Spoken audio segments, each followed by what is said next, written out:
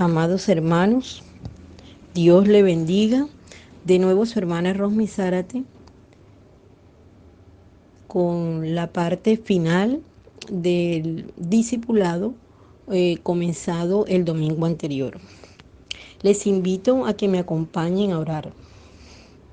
Gracias Dios eterno por esta oportunidad de vida que nos regalas hoy.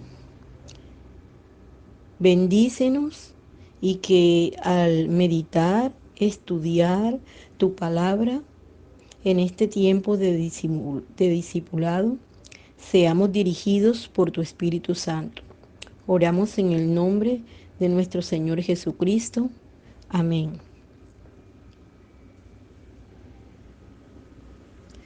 Bueno, hermanos, como quedamos el domingo anterior, desarrollaremos hoy el tercero y último punto de el tema de la lección de la clase 3, el juicio, la respuesta de Dios a nuestra rebelión. Como ustedes recordarán, el domingo anterior desarrollamos los dos primeros subtemas. El punto A, las consecuencias de nuestro pecado, la muerte y el juicio. El punto B, la ofensa de la ira de Dios. Para hacer como especie de un resumen, miramos que el primer punto, las consecuencias de nuestro pecado, nos recordaba que son dos, la muerte y el juicio.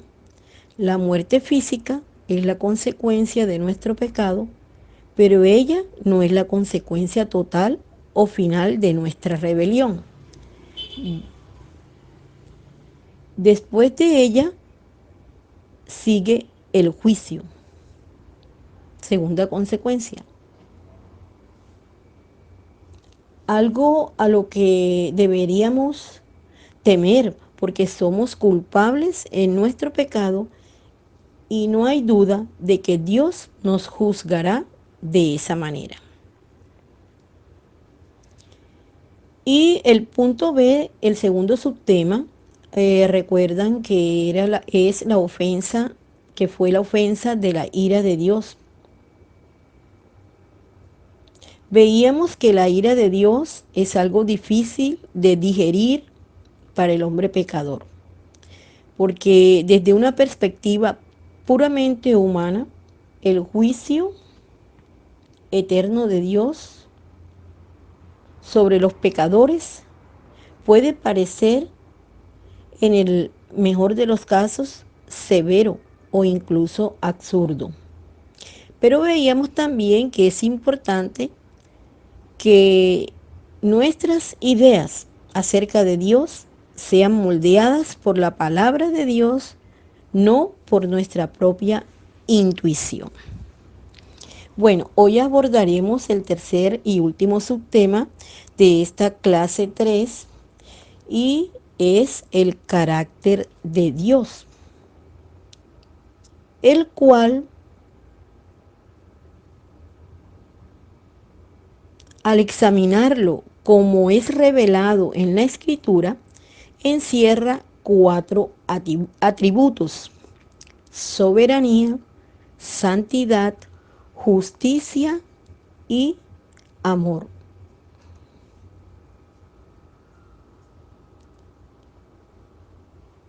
Vamos a comenzar a desarrollar ese primer atributo que se refiere a la soberanía de Dios.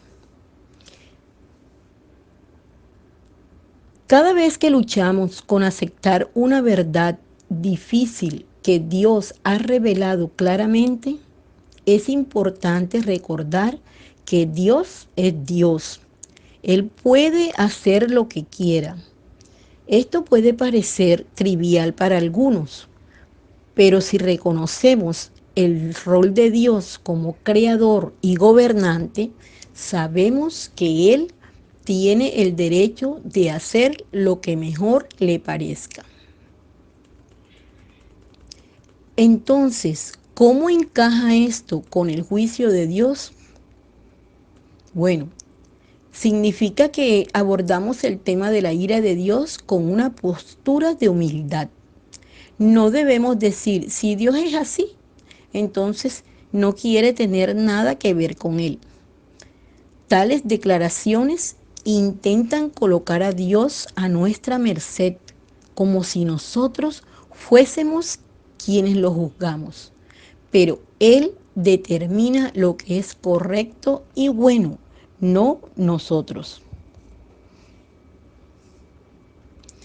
El segundo atributo que estudiamos, la santidad de Dios. Este es el segundo y probablemente más importante. Es el asunto de la santidad de Dios. La santidad de Dios significa que Él es perfecto, puro y está separado de todo lo que no lo es. Su santidad significa que Él detesta el pecado y exige pureza en sus criaturas morales. La Biblia tiene mucho que decir acerca de la santidad de Dios. Los invito a anotar la cita. Está en Primera de Samuel 2:2. Dice la Escritura, no hay santo como Jehová, porque no hay ninguno fuera de ti, y no hay refugio como el Dios nuestro. Y en Habacú 1:13, muy limpio eres de ojos para ver el mal, ni puedes ver el agravio. Porque Dios es santo, Él no tolera lo malo. Él castigará el pecado sin excepciones. Cuando fallamos en ver cuán santo es Dios, subestimamos la seriedad de nuestro pecado. Una visión reducida de Dios resulta en una visión reducida del pecado. Una visión reducida del pecado resulta en una visión reducida de la necesidad de castigar ese pecado. En cambio, cuando comprendemos el peso de la santidad de Dios, y eso es algo bueno, podemos empezar a entender por qué Dios castiga el pecado.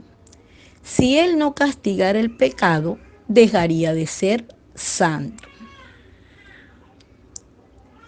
El siguiente atributo, tercero, es la justicia de Dios.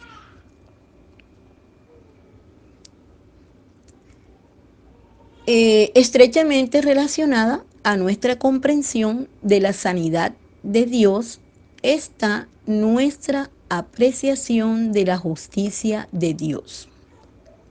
Dios es un juez perfecto y bueno.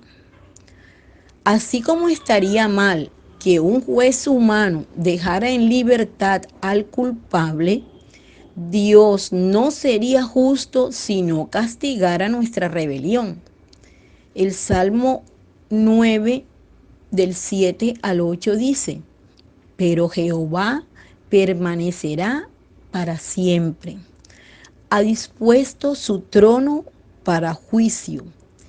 Él juzgará al mundo con justicia y a los pueblos con rectitud. Hermanos, es fácil para nosotros reconocer que la justicia es buena cuando se aplica a lo peor de los criminales. Pocas personas discutirían que un Hitler debería ser perdonado por sus actos crueles a seres humanos. Pero miren, necesitamos recordar que Dios tiene estándares mucho más elevados que los nuestros.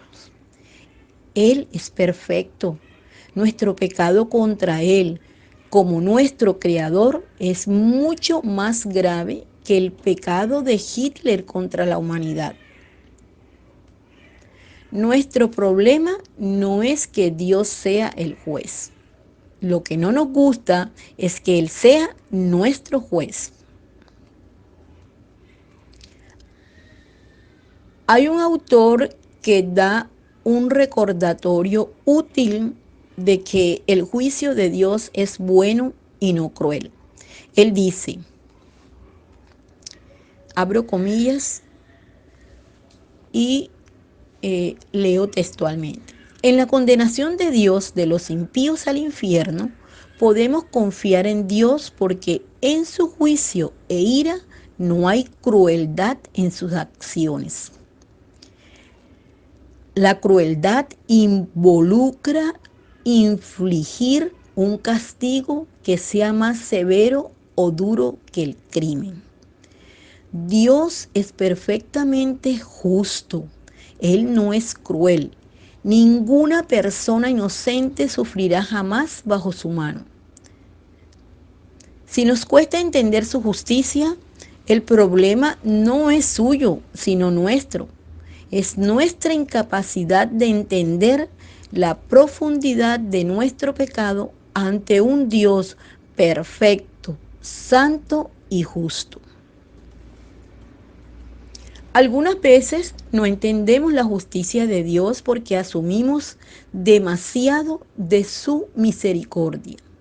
Algunas veces pensamos que merecemos más gracia, pero por supuesto, la gracia es por definición algo que no merecemos.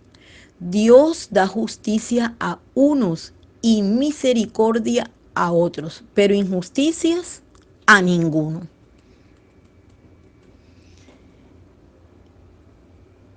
El cuarto atributo del carácter de Dios es el amor de Dios.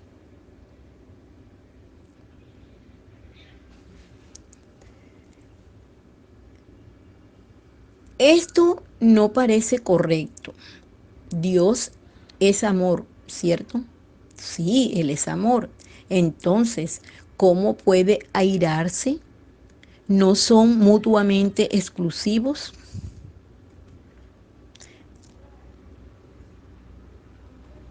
De acuerdo.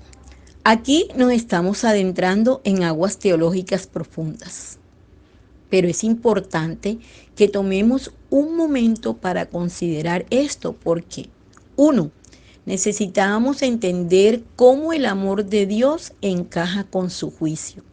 Y dos, en tu evangelismo probablemente te encontrarás con esta pregunta. Así que piensa, hermano, en tres formas en las cuales el castigo de Dios sobre el pecado es un acto amoroso. Uno, necesitamos hacer la pregunta, ¿el amor de Dios a quién? Dios ama su santidad y su pureza, ¿no es así? Después de todo, ¿qué otra cosa mejor podría amar? El castigo de Dios es amoroso consigo mismo, que es lo mejor que Él podría amar. Segunda de Pedro 3, del 8 al 9. 2. La amenaza de ello es amorosa a los pecadores. Dios no simplemente castiga el pecado. Durante cientos de años Él nos ha advertido de este castigo inminente para que nos volvamos de nuestro pecado a Cristo. Y 3. El castigo del pecado es amoroso con aquellos contra quienes se ha pecado, incluyéndose a sí mismo. A menos que Dios deteste el mal y sus efectos, no puede ser amoroso. Es fundamentalmente amoroso para Dios oponerse al pecado, y no sería amoroso para Él no hacerlo. La ira de Dios proviene de un amor profundo y poderoso. Dios está en contra del pecado porque Él está a favor de nosotros y finalmente a favor de su propia gloria. Amén. Si tenemos problemas para entender cómo el amor y el juicio encajan juntos, entonces debemos mirar la cruz donde la ira de Dios y el amor de Dios fueron realizados en Cristo Jesús. Así que, después de reflexionar en el rol de Dios como un juez bueno, te dejo para reflexionar estos interrogantes. ¿Cuáles son algunas de las implicaciones al compartir el Evangelio? ¿Cómo el juicio de Dios sobre los pecadores debería afectar nuestro evangelismo? Para concluir, resumamos lo que hemos aprendido hoy. La respuesta justa y santa de Dios a nuestra rebelión, a nuestro pecado, es en primer lugar la muerte, luego el juicio, luego la división eterna. Esa división es en dos grupos eternos, uno al cielo y a la vida eterna adorando a Dios, y el otro a la ruina eterna en el infierno. Este es un componente difícil pero crucial del mensaje del Evangelio. Podemos proclamar que Jesús salva, pero el mundo tendría razón en preguntar de qué.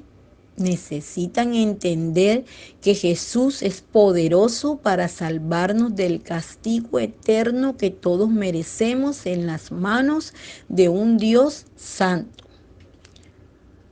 Solo cuando den un vistazo a la justicia de Dios apreciarán su misericordia.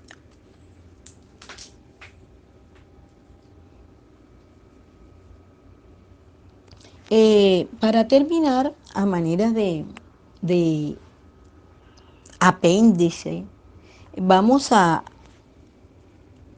compartir dos punticos.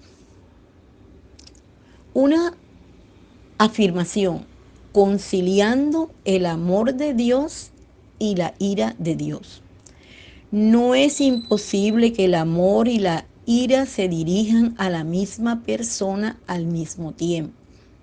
Podemos ver algo de esto cuando miramos la relación de un padre y un hijo. Cuando un hijo desobedece en amor, el padre disciplina al hijo para enseñarle a obedecer para que le vaya bien. La ira de Dios no es como la ira humana, que a menudo es irracional, impaciente y maliciosa. Y el segundo punto está a manera de interrogante. ¿Cómo el infierno glorifica a Dios? Al enviar a personas al infierno, Dios mantiene su palabra y se muestra a sí mismo como verdadero, fiel y justo. Para que Dios muestre misericordia, también debe castigar el pecado. El infierno también glorifica a Dios al mostrar cuán grande es Dios, que aquellos que se rebelan reciben el mayor castigo por la eternidad. El infierno también muestra el poder de Dios contra los malvados y reivindica a los justos.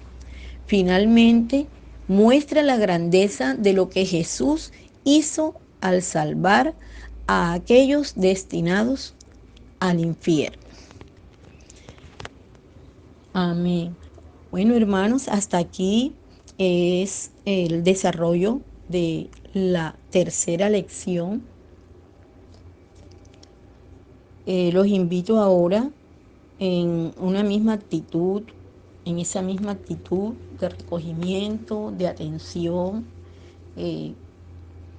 a prepararnos para nuestro servicio dominical, una oportunidad más que nos regala el Señor para aprender de su palabra. y ponerla en práctica en nuestras vidas, en nuestras relaciones interpersonales y ganar personas para Cristo. Que el Señor les continúe bendiciendo y nos vemos en el servicio dominical. Hasta luego.